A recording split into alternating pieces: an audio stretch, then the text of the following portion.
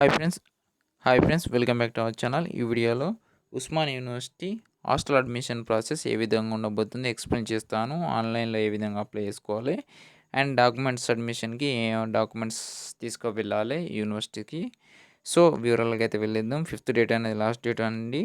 As much as possible apply చేసుకోవడానికి try చేయండి. And charges వచ్చేసి ఓబీసీ వాళ్ళకు 5,000 అండి. ఎస్సీ ఎస్టీ వాళ్ళకు 4,000 అండ్ జనరల్ కేటగిరీ వాళ్ళకు 6,000. అండ్ ఫస్ట్లీ నేను డిస్క్రిప్షన్లో ఇచ్చిన లింక్ వెళ్ళండి. లింక్ వెళ్ళిన తర్వాత ఈ విధంగా ఒక పేజ్ అనేది ఓపెన్ అవుతుందండి. మీ యొక్క hall ticket number and date of birth enter చేసి సబ్మిట్ కొట్టినట్టయితే మీకు నెక్స్ట్ పేజ్ అనేది ఓపెన్ అవుతుందండి. ఏ విధంగా ఉంటుందో నేను ఎక్స్ప్లెయిన్ చేస్తాను. నెక్స్ట్ పేజ్ అనేది ఓపెన్ అవుతుందండి. సబ్మిట్ అనే ఆప్షన్ క్లిక్ చేశాను. ఫ్రెండ్స్, ఈ విధంగా అయితే ఫస్ట్ పేజ్ అనేది ఓపెన్ అవ్వడం జరుగుతుందండి. మీ యొక్క కోర్సు అండ్ మీ యొక్క ఫుల్ నేమ్ అండ్ మీ యొక్క ఫోటో ఏదైతే మీరు సిబిజెట్ ఎంట్రన్స్కి ఆ రోజు అప్లై చేశారో అది ఉంటుందండి. అది రావడం జరుగుతుంది. Father name, mother name and మీ యొక్క యాన్యువల్ ఇన్కమ్ మీరు ఎంటర్ చేయాల్సి ఉంటుంది. అంటే మ్యాండేటరీ కాదండి, ఆప్షనల్ అండి. అండ్ కమ్యూనికేషన్ అడ్రస్ కొందరు అయితే తప్పు పడ్డది. సో మళ్ళీ ఎడిట్ చేసుకోవచ్చు కమ్యూనికేషన్ అడ్రస్ని అయితే. అండ్ పర్మనెంట్ అడ్రస్ ఉంది కదండి, దీన్ని ఎడిట్ చేసుకోరాదు. ఒకవేళ ఎడిట్ కావాలనుకుంటే మాత్రం ఏదైనా తప్పు పడితే మీరు డైరెక్ట్ అడ్మినిస్ట్రేటివ్ బ్లాక్కి వెళ్ళండి. ఓయూ అడ్మినిస్ట్రేటివ్ బ్లాక్కి వెళ్తే వాళ్ళు కరెక్ట్ చేయడం జరుగుతుంది. మీ యొక్క mandal, email, mobile mobile and nationality అది ఈ విధంగా వస్తుందండి. అండ్ నెక్స్ట్ ఏ విధంగా వస్తుందో నేను చూపిస్తానండి. ఫ్రెండ్స్, ఫస్ట్ అయితే మనం డాక్యుమెంట్స్ అయితే చూసుకుందాం. డాక్యుమెంట్స్ ఏంటి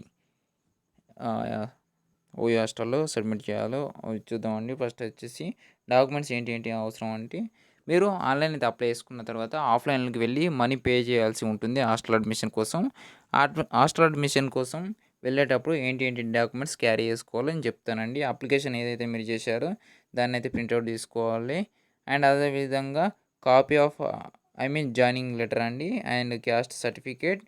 అండ్ ఇక్కడ మీరు గమనించాల్సిన విషయం, పేమెంట్ రిసిప్ట్ అని ఉంది కదండి, అది అవసరం లేదు. అక్కడ మీరు వెళ్ళిన తర్వాత డీడీ రూపంలో చెల్లించాల్సి ఉంటుంది. వాళ్ళు డీడీ అయితే డీడీ, లేకపోతే డైరెక్ట్ క్యాష్ అండ్ ఆ విధంగా కూడా చేసుకోవచ్చు. అండ్ క్యాస్ట్ సర్టిఫికేట్ కావాలి, ఇన్కమ్ లేటెస్ట్ది కావాలండి. ఏప్రిల్ తర్వాత ఉన్నది తీసుకో సిబిజెట్ అప్పుడు ఏముందో అది తీసుకున్న సరిపోతుంది. And SSC, degree, inter memos అండి, గ్యాప్ సర్టిఫికేట్ ఉంటే కంపల్సరీ కావాలి. లేకపోతే స్కాలర్షిప్ రాదు, ఫీజు రీయింబర్స్మెంట్ రాదు. అండ్ మీ యొక్క టీసీ ఉండాలి, టీసీ జిరాక్స్ ఉండాలి. అండ్ 4 పాస్పోర్ట్ సైజ్ ఫొటోస్ ఉండాలండి, లేటెస్ట్. అండ్ చిన్నప్పటి అయితే పెట్టకండి. ఇది ఒకటి గుర్తుంచాల్సిన విషయం అండి. అండ్ ఆధార్ కార్డు ఒక జిరాక్స్ అండ్ వ్యాక్సినేషన్ అయితే సర్టిఫికేట్ అయితే కంపల్సరీ ఉండాలి. లేకపోతే మాత్రం మీకు హాస్టల్ అనేది అలొకేట్ చేయరండి. మీరు లేకపోతే బయట ప్రైవేట్ హాస్టల్లో తీసుకోవాల్సి ఉంటుంది. అండ్ హాస్టల్స్ రూమ్ కూడా చాలా తక్కువ ఉన్నాయి. ఇప్పుడు కోవిడ్ సిచ్యువేషన్ కాబట్టి రూమ్కి 4 మెంబర్స్ టు 5 మెంబర్స్ ఇస్తున్నారు అంతే. ఇది గమనించాల్సిన విషయం. అండ్ ఇంకోటి చెప్పాలంటే అండ్ ఇక్కడ నోట్ ఉంది కదండి, నోట్ గమనించాల్సిన విషయం, ఇది పెద్ద గమనించాల్సిన విషయం అండి. నోటు ఒకవేళ గవర్నమెంట్ నుంచి వెళ్ళి సఫిషియెంట్ అమౌంట్ రాకపోతే మాత్రం మెస్ బిల్లు సో మీరే కట్టాల్సి ఉంటుంది. అండ్ అదేవిధంగా డ్యూయల్ డిగ్రీ ఎవరైతే చేస్తున్నారో వాళ్ళ అయితే అర్హులు కాదు. అండ్ ఆల్సో పీజీ తర్వాత ఏదైనా ప్రొఫెషనల్ కోర్సెస్ చేసి మళ్ళీ ఇంకో పీజీ చేయాలనుకుంటే వాళ్ళు కూడా అవసరం లేదు. వాళ్ళు కూడా హాస్టల్స్ ఇయ్యరు అని మెన్షన్ చేయడం జరిగింది. అండ్ ఒకవేళ ఏదైనా గవర్నమెంట్ మాత్రం తక్కువ రిలీజ్ చేస్తే మాత్రం బడ్జెట్ మీరే బేర్ చేసుకోవాలి అని మెన్షన్ చేయడం జరిగింది. అండ్ లాస్ట్లో ఇప్పుడు మీరు ఏవైతే కట్టారో అవన్నీ మళ్ళీ రీఫండ్ అయ్యే అవకాశం ఉంటుందండి లాస్ట్లో. ఒకవేళ గవర్నమెంట్ అనేది ఎక్కువ బడ్జెట్ రిలీజ్ చేస్తే మాత్రం స్టూడెంట్స్ కోసం మెస్ బిల్కి వాళ్ళకైతే ఇది బెనిఫిట్ అండి. అండ్ ఇంకోటి ఏంటంటే, ఎవరైతే ఫెలోషిప్స్ వస్తున్నాయో వాళ్ళకు మాత్రం ఎలిజిబుల్ కాదండి.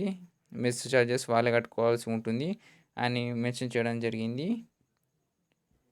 అండ్ అండ్ చాలామంది అడుగుతున్నారు, అన్న ఇక్కడ వెజిటేరియనా నాన్ వెజిటేరియన్ అని ఏది చూజ్ చేసుకోవాలని. చాలామంది నాకు తెలిసిన విషయం ఏంటంటే నాన్ వెజిటేరియన్ చూజ్ చేసుకుంటున్నారు. అండ్ ప్రైస్లో కొంచెం డిఫరెన్స్ ఉంటుంది. అండ్ పెయిన్ ఇయర్ అయితే 1,000 ఈ విధంగా డిఫరెన్స్ ఉండే, ఈ ఇయర్ అయితే కూడా అంతే ఉండే అవకాశం ఉంటుంది. 6,000 మోస్ట్లీ 6,000 మ్యాక్సిమం అంతే ఉంటుంది, ఇంకెక్కువ ఉండదు. అండ్ ఆల్సో చాలామందికి ఇవి అడుగుతున్నారండి, 9 అండ్ 10 ఇవి అడుగుతున్నారు. Can you pay the hostel every month regularly as paying border in time. అది ఎస్ అని పెట్టండి, ఎందుకంటే నెలకు ఫీ అనేది పేమెంట్ చేసుడు గవర్నమెంట్ నుంచి వస్తుంది కాబట్టి మనకు రీఎంబర్స్మెంట్ వస్తున్నది కాబట్టి ఎస్ అని పెట్టుకోండి. And also if you applied any other scholarship అంటే మీరు ఏం చేస్తారంటే, మీకు ఏదైనా స్కాలర్‌షిప్ ఏమన్నా అప్లై చేసి ఉంటే మాత్రం యెస్ అని పెట్టండి. ఐ మీన్ మన గవర్నమెంట్ నుంచెల్లి టీఎస్, ఈపాస్ కాకుండా ఇంకా వేరే ఏమైనా చేస్తుంటే యెస్ అని పెట్టండి. నాకు తెలిసి అందరూ నో అని పెడతారు. సో, యెస్ అని పెడితే వాళ్ళకు ఫీజు రింబర్స్‌మెంట్‌లో కొంచెం ఎఫెక్ట్ అయ్యే అవకాశం ఉంటుంది. And are you doing in academic ఏదైనా ఇంకా కొత్తగా ఏమైనా చేస్తున్నారా? అకాడమిక్ కాకుండా సిమల్టేనియస్‌లీ ఏదైనా ప్రొఫెషనల్ కోర్సెస్ చేస్తున్నారంటే దాన్ని బట్టి చూజ్ చేసుకోండి. అండ్ మీరు ముందు ఏదైనా యూనివర్సిటీ హాస్టల్స్‌లో ఉన్నారా? అంటే యెస్ అయితే యెస్, నో అయితే నో. మీ పేరెంట్స్ గవర్నమెంట్ ఎంప్లాయా? యెస్ అయితే యెస్, నో అయితే నో. వ్యాక్సినేషన్ ఏసుకుర్రా? కంపల్సరీ ఏసుకుంటేనే మీకు హాస్టల్ అలొకేట్ చేస్తారు. లేకపోతే లేదు. Are you admitted into self finance course? మీకు సెల్ఫ్ ఫైనాన్స్ కోర్స్‌లో వచ్చిందా? రెగ్యులర్‌లో వచ్చిందా? యెస్ అయితే యెస్, నో అయితే నో. అండ్ బ్లడ్ గ్రూప్ అయితే మస్ట్ చేయండి అండి. ఎమర్జెన్సీ ఎప్పుడన్నా అవసరం ఉంటుంది. So, try to enter the blood group అండి. వేరే వాళ్ళది కాకుండా మీది. మీ యొక్క ఎంటర్ చేయాలి. అండ్ మీరు ప్రింట్ తీసుకున్న తర్వాత ఇవన్నీ ప్రింట్ తీసుకున్న తర్వాత అప్లికేషన్ ఫామ్‌ని మీరు మీ యొక్క ఫాదర్ ఆర్ మదర్ లేదా గార్డియన్‌తోని సైన్ చేపియాలి. అదేవిధంగా మీరు కూడా సైన్ చేయాలి. సైన్ చేయాల్సి ఉంటుందండి. కరెక్ట్ చదివి సైన్ చేయాల్సి ఉంటుంది.